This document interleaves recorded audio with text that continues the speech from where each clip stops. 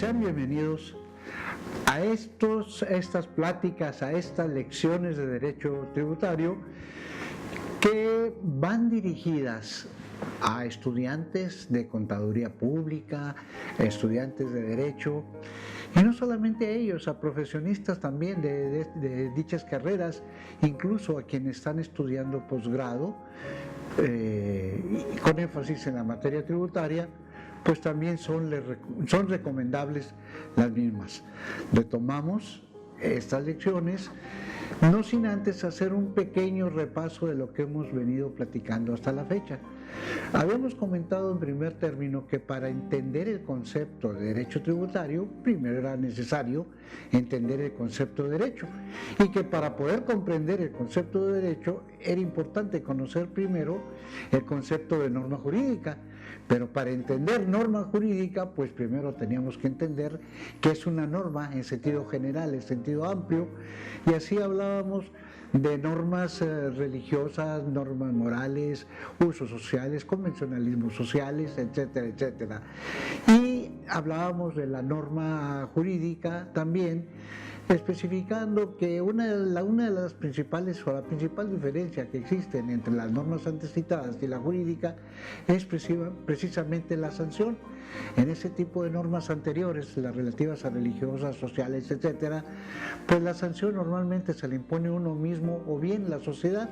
En cambio, en la norma jurídica, pues no, hay todo un órgano encargado de imponer la sanción correspondiente, y esa es la principal diferencia entre una norma jurídica con normas de otro tipo. Ese conjunto de normas jurídicas, entendidas estas, ya lo habíamos dicho, como un conjunto de disposiciones de carácter general, abstracto, obligatorio, coercible, etcétera, pues todas ellas integran lo que es el derecho. Habíamos hablado también que el derecho pues es ese conjunto de normas jurídicas que regulan la conducta externa del hombre en sociedad, y que el derecho pues tiene clasificación. Ya habíamos hablado de derecho subjetivo y derecho objetivo, y que dentro del derecho objetivo teníamos una clasificación en interno y externo. Dentro del derecho objetivo interno, decíamos, tenemos diferentes ramas, decíamos constitucional, administrativo, laboral, penal, fiscal, etcétera. ¿Ok? Y así, posteriormente comentamos las diferentes actividades que lleva a cabo el Estado e hicimos énfasis en lo que es la actividad financiera del Estado, entendida esta como aquella actividad encaminada o dirigida a la obtención de recursos, su custodia y su aplicación en el gasto público. Pero desde aquí es importante observar aquel principio de seguridad jurídica que establece que las autoridades solamente pueden hacer lo que la ley les autoriza. Entonces, toda esta actividad financiera del Estado, efectivamente, la van a hacer los autorizados por el mismo Estado, pero siempre ajustando su actuación al texto de la ley. Muy bien, y hablábamos precisamente de la obtención de ingresos, y aquí es donde surgía el concepto de derecho tributario. Y aquí lo voy a volver a repetir de una manera tranquila, despacio, para que logren su comprensión y hagamos el análisis correspondiente. Decimos que el derecho tributario es el conjunto de normas jurídicas que regulan la imposición de contribuciones. Por un lado, hay que recordar que es precisamente la Constitución la que nos establece en el artículo 31, fracción cuarto, la obligación de contribuir al gasto público. Entonces, de ahí la primera relación del derecho tributario con la Constitución, con el derecho constitucional propiamente dicho. Entonces, volviendo al concepto que estamos definiendo, decimos que derecho tributario es el conjunto de normas jurídicas que regulan el establecimiento de contribuciones. por un lado. Por otro lado, también regula la relación jurídica que se da entre el contribuyente y la autoridad fiscal. Aquí hablamos de una relación jurídica, una relación de derechos y obligaciones, pero que el contribuyente tiene que conocer cuáles son sus derechos y cuáles son las obligaciones de la autoridad, para que en su caso, pues sepa en un momento dado cómo utilizar los medios de defensa que las mismas leyes fiscales establecen. El derecho tributario también tipifica las conductas que son consideradas como infracciones y cuáles son consideradas como delitos y cuáles son las sanciones para unos y las penas para otros. Entonces, ese es, en términos generales, el concepto de derecho tributario. Vamos a repetirlo.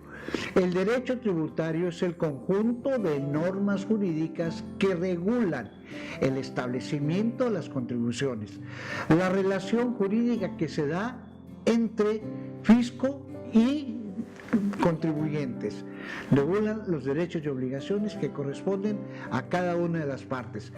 También establece las normas relativas a las infracciones, las definen, y a los delitos, también definen los delitos, y señalan también cuáles son las sanciones que corresponden a las infracciones y cuáles son las sanciones, las penas, mejor dicho, que corresponden a los delitos fiscales. De esa definición, yo quisiera que tomaran muy en cuenta que surge una relación del derecho tributario con otras ramas del derecho, como lo vamos a ver a continuación. ¿Cómo se relaciona el derecho tributario con el derecho constitucional? Bien, al respecto es de recordar lo siguiente. Nuestra Constitución consta de dos grandes apartados, la parte orgánica y, la parte dogmática, así se le llama por la doctrina a los primeros 31 artículos de la Constitución, y la parte orgánica. Dentro de la parte dogmática es bien importante que conozcamos cuáles son nuestros derechos humanos y cuáles son las garantías individuales. ¿Por qué? Porque la misma Constitución establece en su artículo primero que el Estado garantiza el ejercicio de el ejercicio y protección de estos derechos humanos y de las garantías individuales. Entonces, es común que en ocasiones los órganos del Estado conculquen sea en actos que llevan a cabo o que realizan, o también en actuaciones de carácter legislativo, como es la elaboración de las leyes, es probable que se violenten algunos de estos derechos humanos o bien garantías individuales.